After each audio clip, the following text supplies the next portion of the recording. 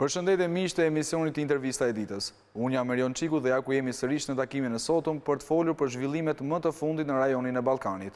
Greqia është bërë sërish protagoniste me dy marrëveshje paralele, atë me emrin për Maqedoninë dhe ajo për delimitimin e ujrave vetare me Shqipërinë.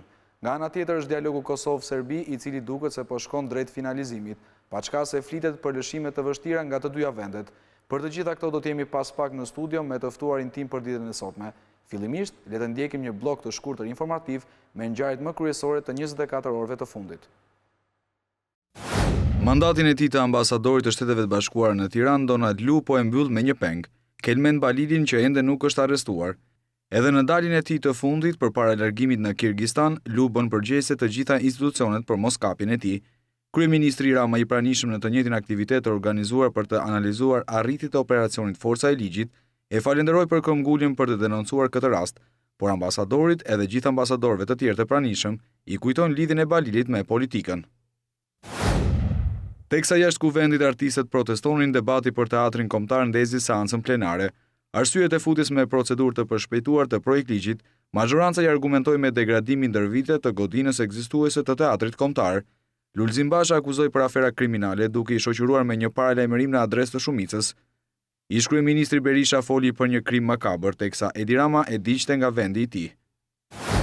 Ish ministri i Brendshëm Sajmir Tahiri pritet të ketë një tjetër përballje me prokurorinë, këtë herë në gjykatën e lartë. Organi akuzës i ka bërë rekurs vendimit të gjykatës së apelit për krimet e rënda, e cila hoqi masën e sigurisë duke vendosur hetim në gjendje të lirë. Tahiri akuzohet për trafik drogën në kuadër të grupit të strukturuar kriminal për shkak të lehtësive që i ka krijuar grupit të habileve dhe korrupsion. 6 lëkundje të reja tërmetesh janë regjistruar gjatë natës. Sipas Institutit të Gjeoshkencave, Energjisë, Ujit dhe Mjedisit, lëkundjet e para të Peskorrikut janë regjistruar pak pas mesnate. Tërmeti ka qenë me magnitudë 3.4 ball dhe epiqendrën e ka pasur në gjirin e Lalzit me thellësi 15 km. Lëkundjet më të forta janë regjistruar në orën 2:09. Ky tërmet ka pasur magnitudë 3.9 ball dhe epiqendrën e ka pasur te kepi i Rodonit. Me një letër drejtuar kryetarit të Komisionit Parlamentar të Mbrojtjes dhe Çështjeve të Brendshme, 13 deputet të Partisë Opozitare Demokracia e Re në Greqi kanë kërkuar një seancë me dyert të mbyllura të këtij komisioni në mënyrë që të diskutohet ecuria e marrëdhënieve greko-shqiptare e sidomos negociatat në zhvillim me Tiranën për paketën e problemeve, midis të cilave të drejtat e minoritetit kombëtar grek dhe përcaktimi i zonës ekonomike ekskluzive. Rikthehemi në studion e emisionit Intervista e ditës. Tashmë unë nuk jam vetëm, me mua në studio është gazetari dhe analisti i njohur Ben Andoni. Zoti Andoni, faleminderit dhe që pranuat ftesën. Faleminderit. Flasim si gjithmonë për çështjet e rajonit, aty ku ju jeni më në shumë në dieni, dhe ka të bëjë pikërisht me faktin e marrëveshjes mes Shqipërisë dhe Greqisë. Mediat greke ditët e fundit flasin për një akord tashmë mes Tiranës dhe Athinës zyrtare. Ndërkohë palja shqiptare thot për vitesh dhe për kohësh që kjo marrëveshje do të jetë shumë më e mirë se ajo e vitit 2009, e cila u rrëzua nga gjykata kushtetuese. Zoti Andoni, çfarë fiton konkretisht Shqipëria në këtë marrëveshje? Në qoftë se do fusim këto koncepte fitore ose humbje, unë mendoj që fitoria më e madhe e Shqipërisë në konceptin tuaj, duke ndjekur logjikën tuaj, është që Shqipëria lehtëson marrëdhëniet me Greqinë. Kur i thoni lehtëson, i përmirëson? Jo thjesht i përmirëson, po krijon një klim tjetër, që do të thotë Shqipëria që këtë tutje do ketë një marrëdhënie të diktuar ndryshe me palën greke. Pala greke, megjithëse në momentet caktuara, asnjëherë nuk e ka frenuar Shqipërinë kur ka qenë proceset e aderimeve të rëndësishme. Nuk ka vënë veto. Nuk ka vendosur veto. Këtë tutje do ketë një qasje krejt tjetër. Dhe kjo u pa në mbledhjen e fundit, summitin e fundit të Këshillit, ku pala greke ka bërë një lloj avokacie shumë të madhe të Shqipërisë dhe të themi kushteve që Shqipëria plotësonte për t'i hapur negociatat. Duke futur në gjëra teknike se çfarë rregullohet, janë elementë të cilat nuk janë zbardhur akoma dhe nga ana tjetër dhe media greke pothuajse është po kaq e paditur sa media shqiptare. Gjithçka është një rreth shumë të ngushtë dhe flitet teknikisht që ke lëvizja e këtyre kuotave në det. Delimitimi i ujrave detare. Delimitimi është qarku të themi është koncepti me të cilën njihet procesi që po flasim. Kurse ky procesi teknik është lëvizje direkt në hapësirën detare, ku janë 140 kuota, të cilat do lëvizën sipas interesit të dy vendeve. Në pikëvështrimin tim, Greqia, për shkak të historisë saj, për shkak të qasjes të saj që ka me proceset detare, ka avantazh dukshëm me Shqipërinë, po jo vetëm me Shqipërinë, po gati me çdo vend të mesdheut. Për shkak të themi ka një infrastrukturë intelektuale, për sa i përket çështjeve të jurisprudencës që lidhen me ujin, shumë më të avancuara se Shqipëria. Dhe jo më kot, në një kohë që ka qenë për Greqinë ideja për të kryer një rol shumë më të avancuar në Ballkan se më përpara, jo më kot u rregullua problemi shumë i madh i emrit me Maqedoninë, dhe jo më kot në të njëjtën kohë janë dhe proceset me Shqipërinë. Ajo i kërkoi Shqipërisë një nga problemet të themi më jetike të saj. Greqia të themi ka shumë probleme për sa i përket resurseve të saj. Ka resursin detar. Ne dim që Greqia ka një nga flotat më të fuqishme në botë, një nga 2 ose 3 flotat më të fuqishme në botë, por nga ana tjetër, me kërkimet e reja ka dalë që deti jonë, po dhe hapësira jonë janë të pasura. Dhe jo më kot, ju e dini që gjithë bregdeti jonë ka kohë që është monitoruar dhe është ndarë në, të themi, në superfuqit që janë sot, të cilat kërkojnë. Kjo gjë po bëhet edhe në këtë pjesë, ku Shqipëria po rishikon dhe njerë kufirin e saj detar me Greqinë. Të kujtoj deklaratën e ministrit Kocias që tha që kufiri detar i Greqisë do të zgjerohet pra detit territorial. Flitet për 12.000 milje. Mos po bëjmë lëshime të vështira dhe që ndoshta do mund të pendohemi nesër? Besoj që do kemi lëshime. Po nga të dyja palët apo vetëm nga ana e Shqipërisë? Kam përshtypjen që Shqipëria ka lëshuar shumë më tepër. Ka lëshuar shumë më tepër. A mund të jetë çështja e çame një nga këto lëshime? Jo. Shqetësim është që çështja e çame ka kohë që ka dalë nga agenda e qeverisë shqiptare. Pikërisht, se edhe grekët nuk duan që ta rikthejnë. Patjetër. Ajo që duhet t'ju them është që qeveria shqiptare çështjen e çame gjithmonë e mban në sqetull. E përmend vetëm në momentet veçanta kur ka dashur të bëjë një presion palës greke. Por presioni që mund të bëjë Shqipëria me presionin që bën Greqia ka një asimetri të jashtëzakonshme. Sepse Greqia është një nga anëtarët të themi potente dhe të vjetra të Bashkimit Evropian. Pra ka më shumë peshë në arena ndërkombëtare. Jo thjesht për këtë, por Greqia ka aleanca shumë më të fuqishme se Shqipëria. Ka dhe konjunkturat që janë gjithmonë krahas saj. T'ju them diçka. Dhe në qoftë se çështja do kalonte në arbitrazh, që është në Hamburg, në mos gaboj, prap kam dëgjuar që pala greke është shumë e avantazhuar për thjesht strukturën që drejton këtë lloj gjykate. Dhe pala greke ka luajtur jashtëzakonisht mirë, të themi me pjesën që për ne është shumë e dukshme. Grekët gjithmonë kanë qenë shumë pragmatistë dhe u thjesht nga historia, po për shkak të gjeografisë të tyre, kondicioneve të tyre, dhe Shqipërisë gjithmonë i kanë mbajtur si as pjesën të themi të ligjit të luftës. Dhe ligji i luftës, megjithse de facto nuk ekziston, sepse dy vendet kanë një lloj marrëveshje, e cila ka pasur një marrëveshje që është bërë që para vitit 90, ka pas marrëveshje tjetër që është bërë mbas vitit 90, dhe këto marrëveshje indirekt tregojnë që dy vendet nuk mund të jenë në gjendje lufte. Dhe për më tepër janë dy vende që janë në një ombredh përbashkët, mbrojtje që janë në NATO, që është një paradoks shumë i madh. Ndërkohë që pala greke gjithmonë e ka funksionalizuar këtë ligj. Dhe ndërsa ne po futemi në procesin e ndarjes së detit me interesa pragmatike, ata futen thjesht duke përmendur një kartë e cila është gati absurde, karta e ligjit luftës.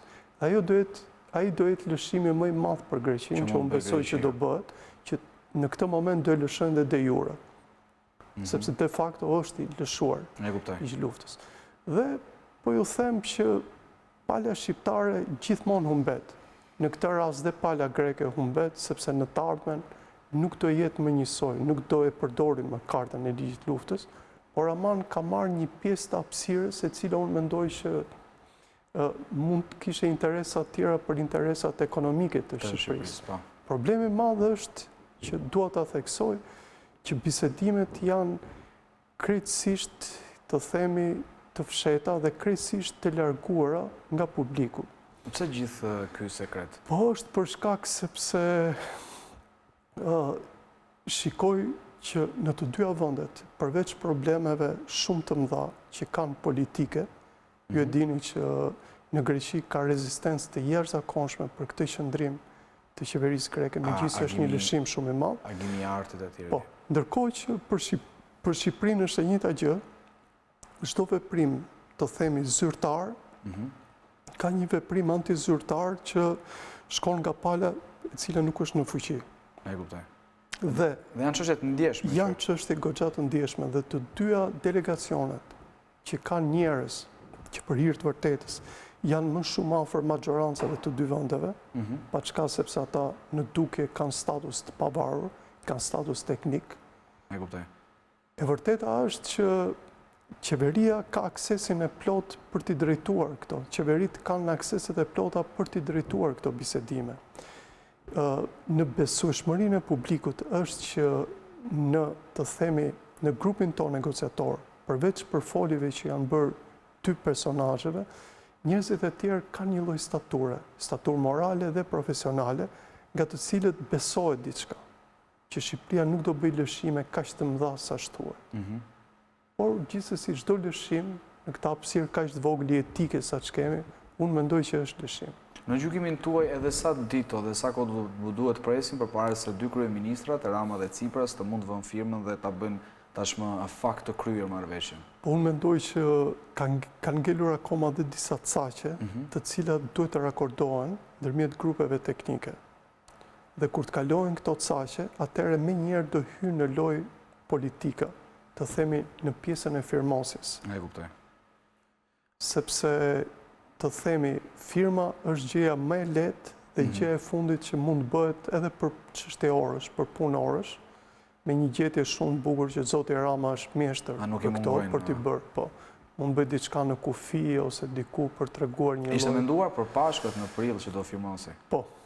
Kishte edhe një lloj mesazhi për treguar konotacionin të themi. Ishte menduar dy familje, të dy kryeministrat do të ishin Korç, por gjithsesi nuk arrit. Një tjetër zhvillim me rëndësi në rajon është edhe ajo përsëri me protagonist Greqinë, ajo e marrëveshjes për emrin e Maqedonisë. Nga pak ditë tutje nuk quhet më Maqedonia, por Republika e Maqedonisë së Veriut.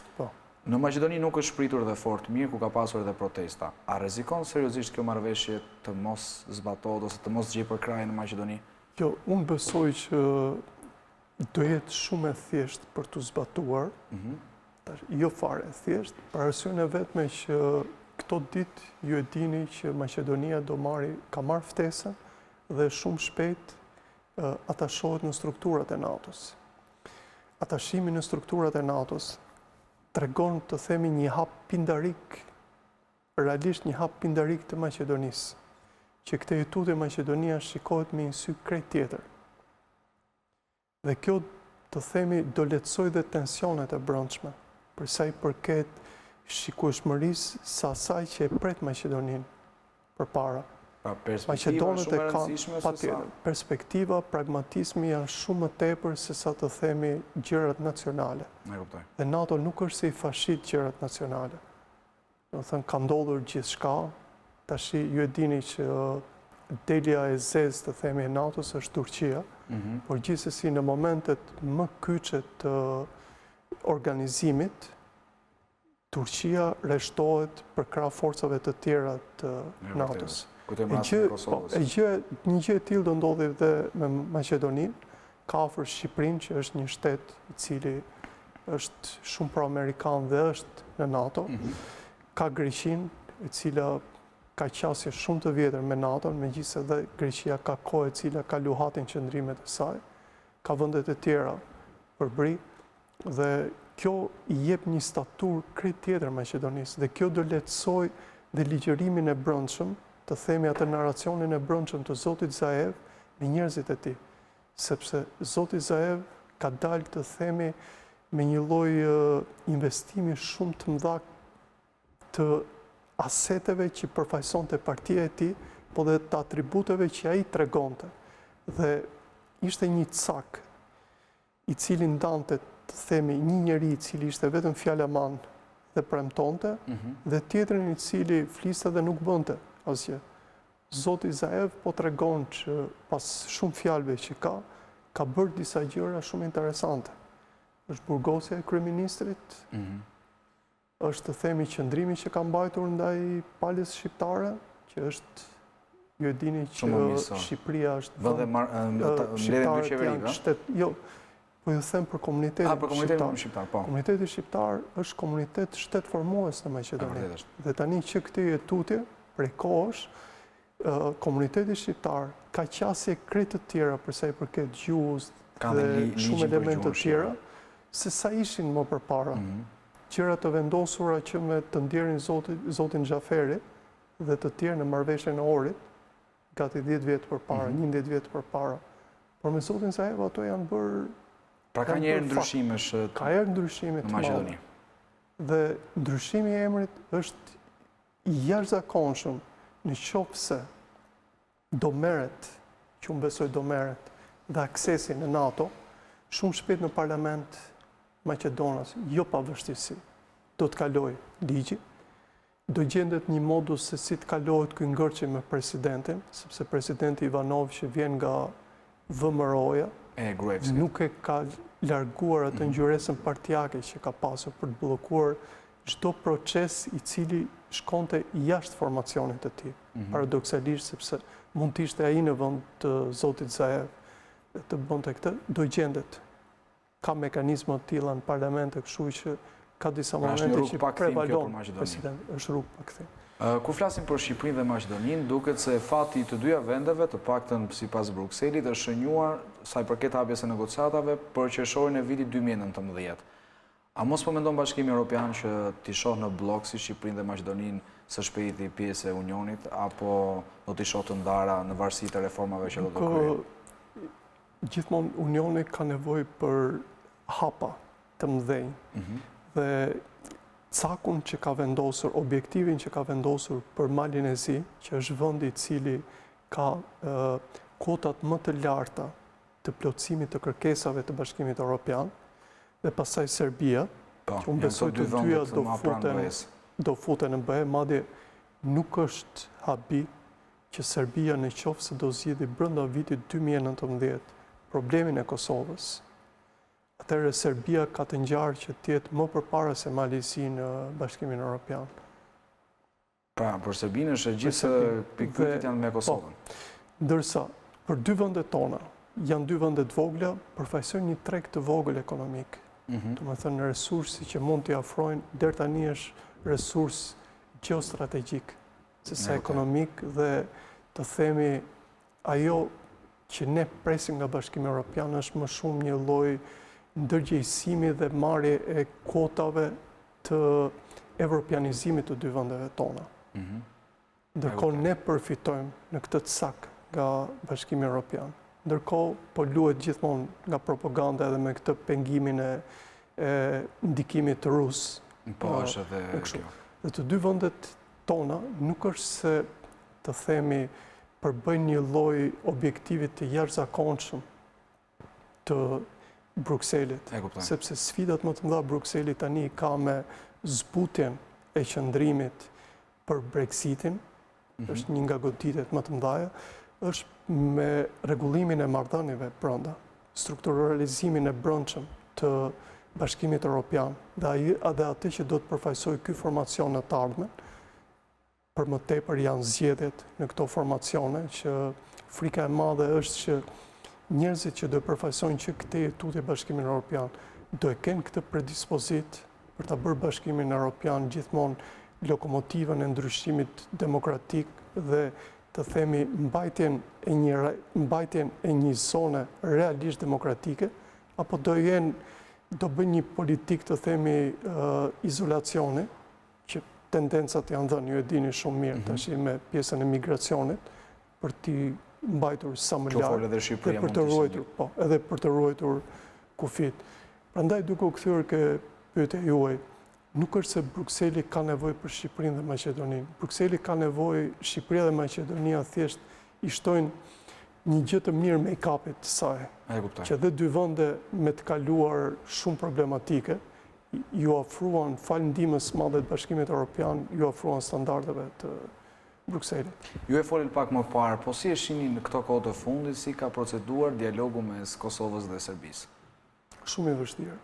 A mos kemi një ulje të vrullit viteve të fillimit? Jo, është drejt finalizimit dhe drejt finalizimit është shumë problem për njerëzit të cilët do procedojnë. Në të dy vendet respektive, më shumë në Kosovë dhe më pak në Serbi, të dy njerëzit kryesorë që i përfaqësojnë palët, që këtë tutje prej pak muajsh nuk kanë më qasjen e dikurshme në skenat politike të vendeve të tyre. Ju e dini që zoti Thaçi ka ardhur nga Partia Demokratike e Kosovës. Partia Demokratike e Kosovës vërtet ruan kuota shumë të larta në Kosovë, por ka rënë jashtëzakonisht. Dhe i duhet tash gjithmonë një parti tjetër ose dy parti të tjera që të mbaj qeverisja. Zoti Thaçi vjen pikërisht nga informacioni i tillë. Madje ka zëra që i ka humbur besimin dhe brenda partisë së tij. Kjo për shkak të një lloj politike shumë vetanake që i ka mbajtur. Ndërsa zoti Vučić ka një tendencë krejt tjetër. Opozita është më e fortë, por në Serbi ka përçarje shumë të madhe për sa i përket Kosovës. Ka 3 ose 4 linja. Ka linja të cilat janë shumë radikale, ka linja si të zotit Vučić, të cilat kanë probleme dhe e besojnë që Kosova është e larguar, por nuk mund ta ofrojnë gjatë kohës së mandatit të tyre. Dhe gjithë loja e tyre është tani që ajo firma e fundit mos i tregoj para njerëzve që këta janë njerëzit që kapitulluan para Kosovës, ka njerëz tjerë për që janë forca minore. Parën si që thonë që Kosovën e kemi humbur. Pastaj ka dhe pjesën tjetër që është kaotike, eklektike, që mendon që të merret çfarë të merret nga Kosova ose të ketë një lloj ndarje të Kosovës. Të dyja këto lloj qëndrime, dhe të zotit Vučić dhe të zotit Thaçi, ka bërë që këta mos të kenë të themi konsensusin e përgjithshëm politik në vendet respektive. Në Kosovë nuk e njohin zotit Thaçi dhe të njëjtën gjë nuk po e njohin dhe zotit Vučić. Vetëm se disa orë më përpara, nga Brukseli ka ardhur një njoftim që tregon që Brukseli shumë herë prevalon mbi interesat e shteteve dhe ka bërë qartë që dy negociatorët kryesorë të tyre janë vetëm ata, zoti Thaçi dhe zoti Vučić. Dhe kjo në një farë mënyrë jo ka fashitur, po ka bërë të qartë palëve të tjera që duhet të mbajnë pozicionet e tyre, sepse në Bruksel do negociohet vetëm nëpërmjet këtyre dy njerëzve. Dhe momentalisht kriza shumë e madhe në Bruksel është që kohë më përpara nga zoti Thaçi është marrë përsipër që të formohet asociacioni, por me atribute shumë të mëdha. Kur them atribute shumë të mëdha, brenda ka dhe atribute ekzekutive. Serbët shkojnë shumë më tepër, kërkojnë përveç kësaj, kërkojnë që të kenë dhe kuvendin e tyre dhe strukturat të tjera që bëjnë pak tjetë si Republika Srpska në Bosnjë. E kuptoj. Por kjo është, për mendimin e gjithëve, kjo është një lloj të themi shkatrimi për Kosovën, sepse Kosovën do e mbash gjithmonë një lloj tensioni, ashtu siç po e mban Bosnjën prej vitesh pjesa e Republikës Srpska. Kujtoj një deklaratë të zotit Thaçi që tha që për të arritur më në fund dialogun dhe për të konkretizuar gjithçka do duhet që të dyja vendet të bëjnë lëshime të forta dhe të vështira. Por çfarë lëshimesh flasim kësaj përket Kosovës dhe po ashtu edhe Serbisë? Çfarë mund të lëshojnë të dyja vendet që gjejnë një marrëveshje përbashkët? Lëshimi më i madh për Serbinë është njohja e pavarësisë. Mendoni se do mund të arrijë Serbia deri në këtë pikë? Unë besoj që do njihet me shumë kushte nga Serbia, por jo shpejt, siç e mendojnë njerëzit. Do luhet gjithmonë me, të themi, fuqinë shumë të madhe që ka metohia për serbët. Metohia do të thotë greqisht zona e shenjtë, toka e shenjtë. Toka e shenjtë në, të themi, në ligjërimin fetar ortodoks është toka ku janë manastiret, kishat slave. Dhe gjithë Kosova është e mbirë me këto. Ajo është e vërtet. Dhe ky është problemi shumë i madh, plus që ne nuk mund ta mohojmë faktin që në Kosovë është realisht ata kanë, të themi, djepin fetar. Pa çka sepse ne shtrezimet tona fetare atje janë akoma të vjetra, por kjo është nevojë e studimit të njerëzve që merren me këtë punë. Nga ana tjetër, Kosova po ashtu do lëshojë për asociacionin, dhe ky është lëshimi më i madh dhe do njohë Serbinë. I gjithë problemi është që sa do lëshohet për asociacionin, sa atribute do jepin asociacionit, dhe për këtë është futur në ngërt shumë të madhe shoqëria kosovare. Ne kuptoj, dhe ka hasur shumë kundërshtim. Ka hasur shumë. Plus që Serbia në të gjithë të diskutim ka dhe një element që pengon jashtëzakonisht Kosovën. Që është? Që është element ekonomik, që ka 3 detaje të jashtëzakonshme. Është Trepçe, është liçeni Brezovicës, që i quajnë ata, është dhe problemi i energjisë. Serbët kanë bllokuar interkoneksionin shqiptaro-kosovar. Dhe kjo ka vështirësuar shumë për Kosovën. Ka vështirësuar shumë. Dhe çuditërisht është një investim me fonde gjermane dhe strukturat europiane që duhet mbanin qëndrim tani ndaj Serbisë. Kanë 2 vjet që e kanë lajmëruar, nuk i kanë bërë asgjë Serbisë. Nuk kanë marrë asnjë lloj qëndrimi. Ndërkohë, liçeni Brezovicës, ju thash, është një nga ujëmbledhësit më të mëdhenj të Kosovës, ku furnizohet me ujë Kosova. Dhe ai është i ndarë, ka një pjesë Serbia, një pjesë jo të madhe, dhe pjesën tjetër e ka Kosova. Pra pjesën më të madhe ka Kosova. Pjesën më të madhe Kosova. Por në raste të tilla, në kufire të tilla, Kosova me Serbinë e dini që akoma nuk ka bërë demarkacione, serbët kërkojnë shumë më tepër. Ky është një problem shumë i madh, se është problemi etik për Kosovën. Dhe po e mori asociacioni këtë, merr fuqi të jashtëzakonshme.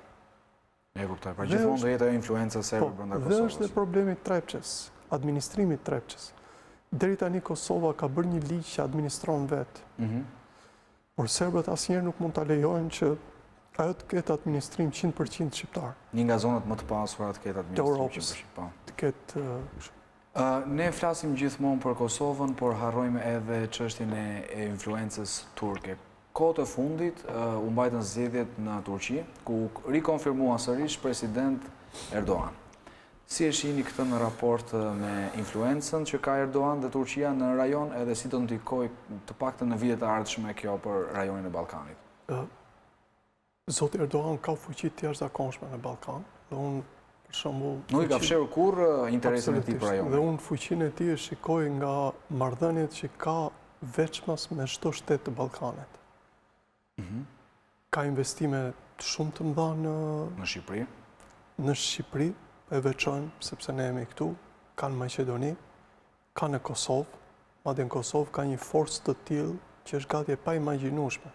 Ju e dini që thjesht me urdhrin e Zotit Erdogan, 6 njerëz të supozuar, asnjëherë të provuar se ishin gylenist, u morën pa, të themi, autoritetin e qeverisë kosovare, por me, të themi, me një gjysmë aprovimi të presidentit të vendit, që tregon në çfarë gjendje është demokracia pak në Ballkan, dhe ka investime të jashtëzakonshme në Serbi, madje në një zonë të Serbisë, në zonën e Sandxhakut, ka qasje të tillë që autoriteti i Turqisë është më i madh se autoriteti i Serbisë. Dhe zoti Vučić e njeh këtë.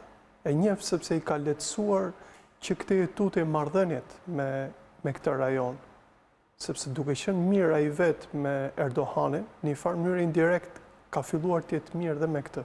Ajo gati ishte një zonë separatiste, por nuk arritën asnjëherë të bëheshin të tillë. Në Bosnjë është gati bastion i tyre. Pjesa muslimane është jashtëzakonisht e dhënë. A duhet të jenë të shqetësuar shqiptarët për influencën e Turqisë? Po në një farë mënyrë po. Ku duhet nga buron ky shqetësim? Lidhur me çfarë? Në një farë mënyrë po, sepse Shqipëria duhet të mbajë larg vetes përçarjet dhe problemet që Turqia ka mes vete. tensionet që ka Turqia në vendin e saj nuk mund t'i eksportojnë në Shqipëri. Nuk kemi në faj që, ose nuk është problemi jonë që turqit kanë filluar prej vitesh të themi mos marrëveshjet me ta shtëquajturit gylenist. Ky është problemi tyre, duhet ta zgjedhin vetë. Që ne nuk na përket udhëtrim larg. Por ndërkohë, palja shqiptare duhet ishte gjithmonë me e rezervuar për të thënë, për të qëndruar shumë larg influencave të dyjave këtyre palëve. Do të thënë për të sjell një Turqi më iluministe, ato Turqi për shembull që vërtet ka përçuar mesazhe shumë të mira, sesa këtë lloj Turqie kështu me këtë xhami të frikshme që e kemi tani në mes të Tiranës. Pse do të jetë e frikshme kjo xhami? Po në sensin unë nuk kam që absolutisht me xhamin. Unë do kisha qef që xhamia në Tiranë të ishte një xhami me kanone moderne arkitekture, sepse Tirana presupozohet të jetë një qytet modern. Dhe ne nuk mund të sillim një arkitekturë të themi të vjetër në Tiranë. Orientale. Orientale, që të gjitha në orientale. Po ne mund të bërim një gëshetim shumë të bukur dhe këto objekt fetar, këtë vend që ja blatuam Komitetit Musliman, ta ofronim një ndërtesë që tregonte Tiranën e të ardhmes dhe imazhin e besimtarëve tanë, që janë njerëz shumë besnik në vendit tyre, për islamin modern. Ne kuptoj. Ju kujtoj një pas fitore se Erdogan, një nga personat e parë që e telefonoi dhe uroi, ishte pikërisht kryeministri Edi Rama. Edhe zoti Vučić. Edhe zoti Vučić, por edhe zoti Thaçi. Por si e shihni këtë marrëdhënie të zotit Rama me Erdogan? Është zoti Rama bashkë me zoti Rama, por dhe zoti Vučić nga ana tij kanë kohë që kanë tekaluar të themi marrëdhënien e thjeshtë me Turqinë.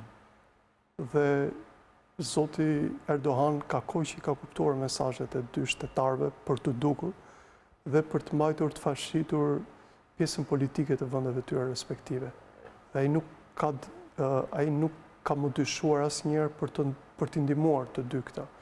Me zotin Rama e tregoi këtë imazh që e ka pritur të themi akoma pa u ngjitur te jure në zyrën e vet, ai u prit nga zoti Erdogan me të gjitha nderimet e tij. Si e shihni, a ka element në të cilat zoti Rama mundohet, nuk do të them kopjon apo imiton, por që e sheh si shembull zotin Erdogan? Po kujtoj mesazhet populiste. Janë dy realitetet ndryshme. Nuk shkojnë. Por zotit Rama duket që i pëlqen autoriteti i zotit Erdogan. Por mos harrojmë që zoti Erdogan me atributet që ka tash është mbi ushtrinë. Ushtria e Turqisë është një nga ushtrit më të fuqishme në botë. E kuptoj. Ndërsa fuqia e zotit Rama është një fuqi shumë lokale, shumë provinciale të themi. Një vend me ushtri shumë modeste, fuqia më e madhe është që të shahet me njerëz në Facebook dhe të ndjet superior, domethënë. Jo, këtu kujtoj fushatën e kaluar zgjedhore ku edhe u kujdes që zoti Rama të përdorte edhe të ashtu quajtur turqizma në ligjëratën e tij. Po zoti Rama ju dini që është mjeshtër i ligjërimit, është njëri që e përdor jashtëzakonisht mirë gjuhën shqipe. Përdorimi i orientalizmave jo vetëm nga ai, po edhe nga pushtetarët e tjerë, është në momentin që duhet qasja ndaj njerëzve të thjeshtë, për treguar që ne jemi si juve, po jo qasja ndaj Turqisë. Ai kuptoj. Gjithmonë këta tregojnë që në masë që afrimi me njerëzit e tyre bëhet duke përshtatur një lloj ligjërimi. Ne kuptoj. Zoti Andoni, ishte gjithçka që kishim përgatitur për ditën e sotme. Falenderoj shumë për gjitha informacionet dhe bisedën e këndshme që zhvilluam. Faleminderit. Miqtë e emisionit Intervista e ditës, ishim me gazetarin dhe analistin e njohur Ben Andoni, nga unë Erjon Çikun, ishte gjithçka që kishim përgatitur. Faleminderit që na ndoqët dhe mirupafshim.